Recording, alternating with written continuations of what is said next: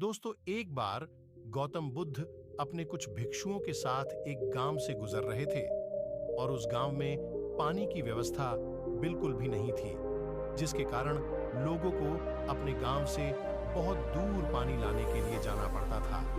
उस गांव के निकट ही बहुत बड़ा मैदान था, जिसमें बहुत सारे छोटे-छोटे गड्ढे खुदे हुए थे। बुद्ध के सभी भिक्षुओं में से एक भिक्षु जिज्ञासावश गौतम बुद्ध से पूछता है कि इस मैदान पर जो गड्ढे खुदे हुए हैं, उनका क्या उपयोग है। अपने भिक्षु का प्रश्न सुनकर बुद्ध मुस्कुराते हैं और कहते हैं कि मेरे प्रिय भिक्षु, इस गांव में पानी की बड़ी समस्या है और इसीलिए इस गांव के लोगों ने पानी की खोज में ये छोटे-छोटे गड्ढे खोदे हुए हैं। उत्तर सुनते ही वह बौद्ध भिक्षु दौड़कर वहां पर चला जाता है और उन गड्ढों में पानी खोजने लगता है, परंतु उस बौद्ध भिक्षु को उन गड्ढों में एक पानी की बूंद भी नहीं मिलती। उसके बाद वो गौतम बुद्ध के पास वापस आकर पूछता है कि बुद्ध, इन गड्ढों में तो पानी है ही नहीं। उसके बाद गौतम बुद्ध मुस्कुराते हैं और अपने भिक्षु से कहते हैं कि प्रिय भिक्षु, क्या तुम्हें वहां दूर लोगों की जाती भीड़ दिख रही है? इस पर बौद्ध भिक्षु कहता है कि हाँ, बुद्ध मैं देख सकता हूँ। इसके बाद बुद्ध कहते हैं कि वे सभी लोग इस गांव से बहुत दूर एक नदी है, वहां पर से पानी लेने के लिए जा रहे हैं।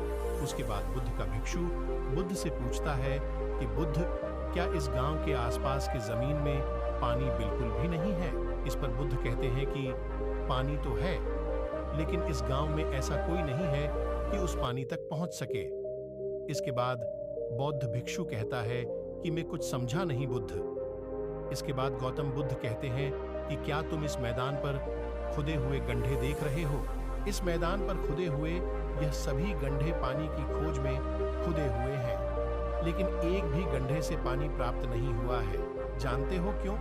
क्योंकि परिश्रम तो किया गया, लेकिन सही दिशा में नहीं किया गया है। अगर ये सब गांव वाले अलग-अलग 100 गड्ढे खोदने के बजाय सिर्फ एक ही गड्ढे को 100 गड्ढों की बराबर खोदते, तो ये सब गांव वाले पानी तक अवश्य पहुंच जाते। कुल मिलाकर सफलता की कुंजी क्या है?